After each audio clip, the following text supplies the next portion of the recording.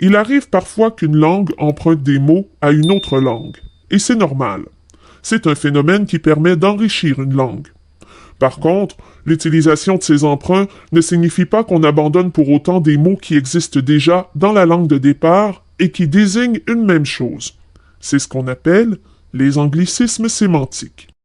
On parle d'anglicisme sémantique lorsqu'on donne un sens anglais à une forme déjà existante en français. Par exemple, on dit parfois « j'ai remplacé les batteries des détecteurs d'incendie ». En anglais, battery désigne des objets qui génèrent de l'électricité.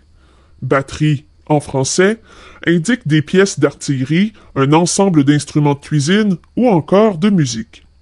Il faut utiliser le mot pile en français pour désigner la même chose que battery en anglais. Voici un autre exemple. N'oublie pas ton appointement chez le médecin. Il s'agit d'une référence au mot anglais appointment, qui signifie rendez-vous. Il faudrait donc dire n'oublie pas ton rendez-vous chez le médecin. À vous maintenant de trouver les anglicismes sémantiques dans les phrases suivantes. Il y a une gimmick là-dessous. Dans cette phrase, l'anglicisme sémantique est gamic, qui vient de l'anglais gimmick. Gamic n'est tout simplement pas un mot français. Il faut dire plutôt manigance ou combine. Les fatalités sont rares dans nos usines. L'anglicisme sémantique dans cette phrase est fatalité, inspiré de fatalities en anglais.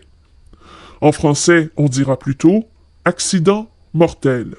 Donc, les accidents mortels sont rares dans nos usines. Récapitulons.